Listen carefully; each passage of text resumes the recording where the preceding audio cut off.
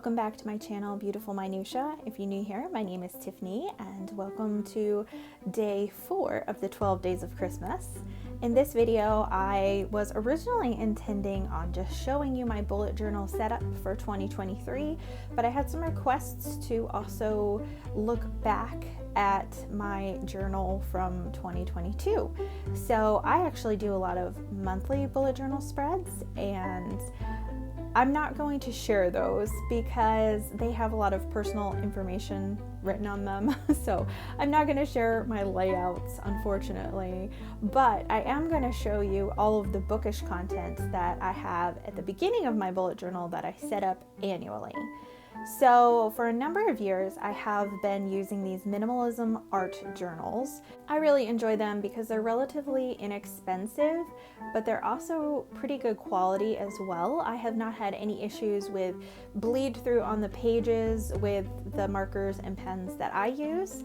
I do use Tombow pens for my markers and Micron pens for all the fine lines and all of that kind of stuff, and I've never had any bleeding through even when I'm doing some blending with the Tombow pens. So I am relatively impressed with the quality for the price. I can't speak to other brands of pens or markers as to whether or not they bleed through, but it's been fine with those ones. So I'm going to go ahead and show you my journal. So this is the first layout for my annual book journal pages.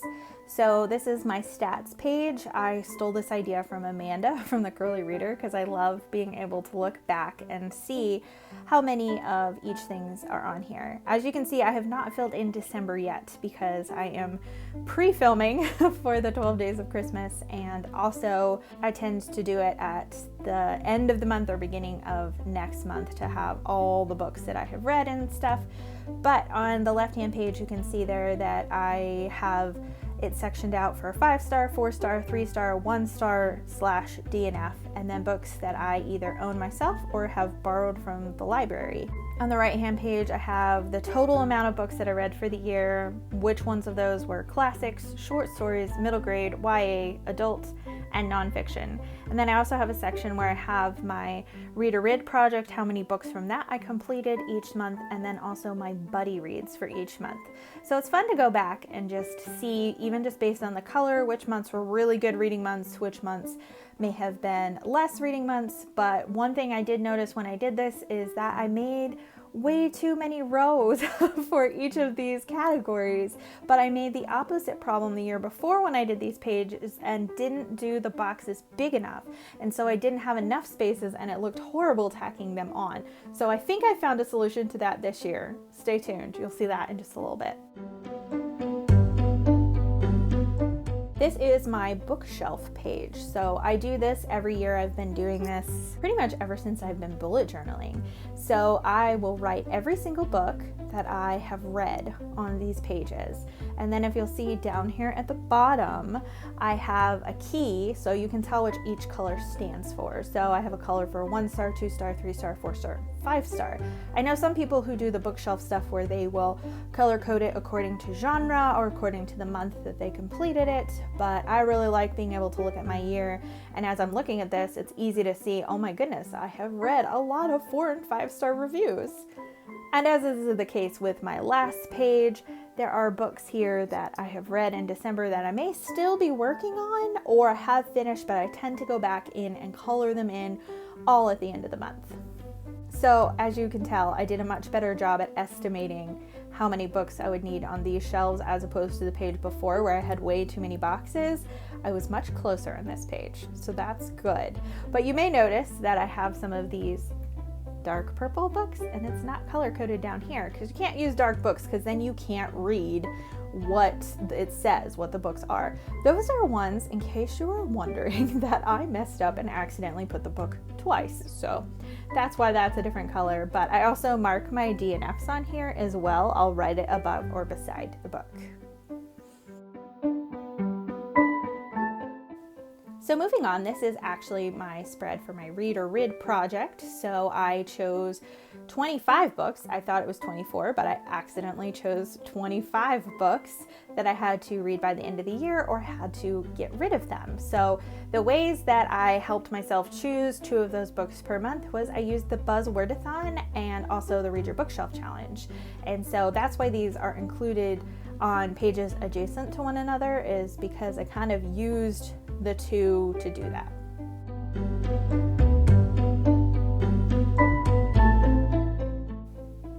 This next page is certainly less pretty, but these are my annual TBRs for the year. So we have a classics TBR, a nonfiction TBR, and the 5-star prediction TBR. And as you will see, I did not finish any of these. I will be talking about this in a video soon where I revisit my goals for 2022, but I've already mentioned in my goals for 2023 that I want to make less annual TBRs because it just ended up being a little bit too much to keep up with. On the right-hand page, you can see different challenges. So I did this because I was having trouble keeping track of challenges that were coming up that I wanted to participate in. And so this made it a lot easier for me to have pages that I could see that there were things coming up. Some of these I participated in completely, some of these I participated in a little bit, and some of them I really ended up not participating in, but at least I knew they were all coming.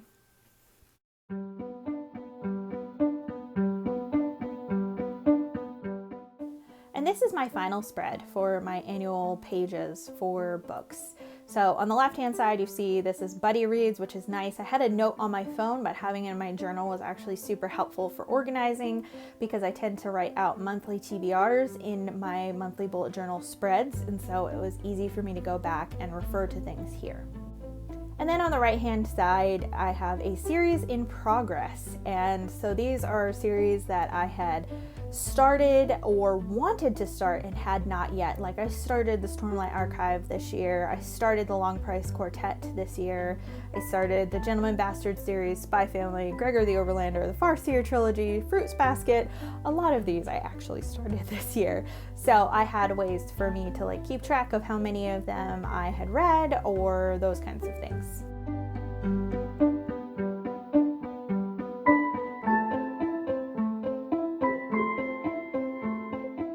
Now we will move on to my bullet journal for 2023. So I am continuing to use the Minimalism Art Journal, but I chose a different color. I've been choosing a different color every single year. So 2021 I think actually was pink, and 2020 I think might have been yellow. So I've been using different colors every year so that way it's easy for me to differentiate between the two.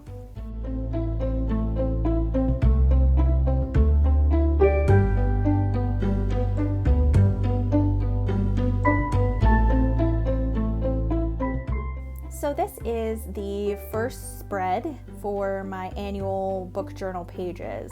This is my bookshelf page, which I did do last year, and as I mentioned, I've done it pretty much every year I have done a bullet journal.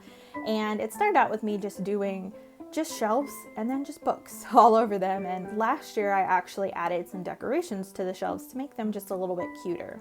This year I took it a step farther by not only having decorations but also making a hobbit hole window. So this is a really fun spread and I really enjoyed doing this one. My one thing that kind of makes me a little sad is I actually liked this better black and white before I colored it in.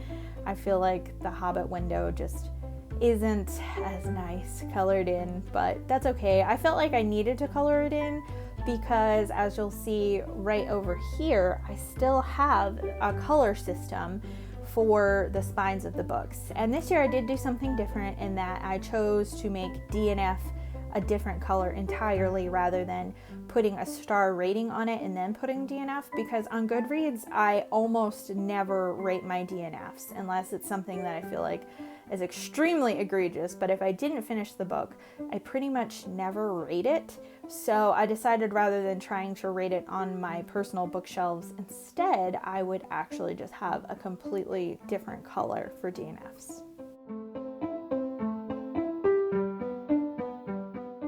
This is the next spread that I have for my book journal pages. So on the left page, we have just random bookish goals. I have already discussed those in the first day of the 12 Days of Christmas. So I'll link that video in case you didn't watch that, although the goals are right here. These are just reading goals. I do have goals for my channel as well, and I'm not really including those in my book journal at all.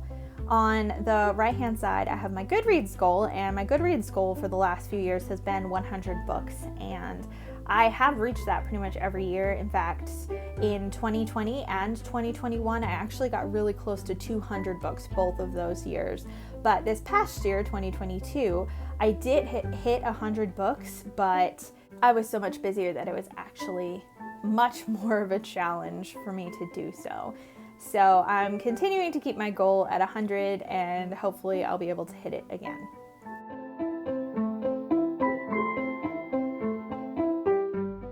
Next up, we have my 2023 reading stats page. So this is very similar to the page that I did last year.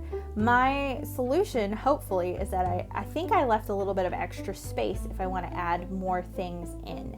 So I kept pretty much the same sort of things, but each row is 20, and I think last year they were like 25 or 26, some really random number, and they're 20 for each of these. So for total books read, I have space for 120 books, which should be more than I need, but I left enough space underneath each of these rows that I can extend it one more row and add 20 to each of these in case I need to. So that should be my hopeful solution to this, that if I do run out of room, I do have room to extend it by 20 if I need to without it looking super messy.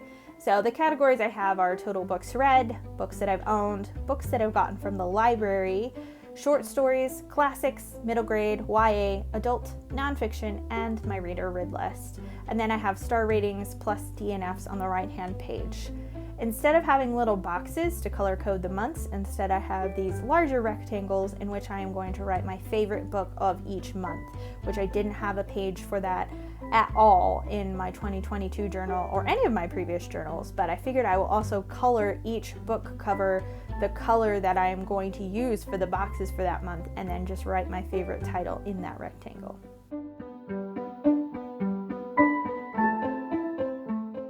So here we have my TBR pages for the years. These are the only annual TBRs that I am doing. So on the left-hand side, we have the Reader Read project with a list of the 24 books that I have selected. And then I use the Buzzwordathon and the Read Your Bookshelf Challenge, like I said before, to help me select books for those. And as you can see, I have my books already completely selected for the Read Your Bookshelf Challenge, which was really helpful in helping me choose my Reader Read project for the year, all the books on that, because it's kind of almost more like a scavenger hunt this year in terms that the prompts for each month go off of whatever book you read from the month before. So that is actually super helpful in helping me choose the next books on there. I have not figured out everything for the Buzzwordathon, and I think out of the books that I have left, I don't think that all of them are going to fit into Buzzwordathon prompts, which is okay. I can kind of borrow from other TBRs or other books I want to help fill those prompts still, and then find other times to read those Reader Read books. On the right hand side is my Classics TBR for the year, which is Around the World with Classics. So I have my globe and my banner there, but then I printed out flags for each of the countries that I am planning on reading from, along with the book title above it and then the author's name here. So that way it should have both of those on there, but I'm really looking forward to reading a little bit more diversely and reading more translated classics this year. So I thought that this would be a fun way to kind of look at my goals for that this year.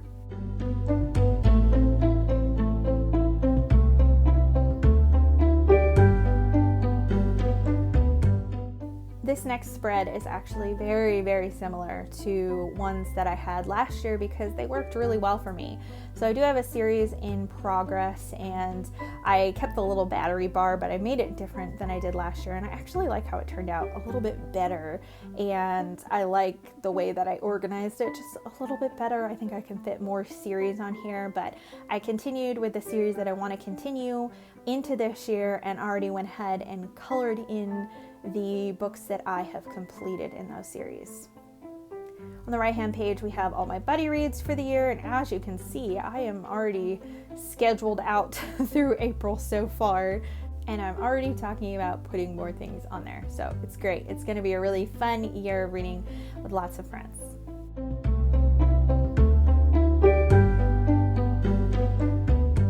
On this next spread on the left-hand side, the challenges page is very, very similar to last year's challenges page in that it's going to help me keep track of readathons that are going on. And as you can see, I've already filled out quite a few things that I know will be continuing again this year. So those are on there. And then on the right-hand side, I have books I purchased, which I was hoping for this piece of paper to kind of look like old parchment, but the marker was like not cooperating and it looks kind of cruddy, to be honest.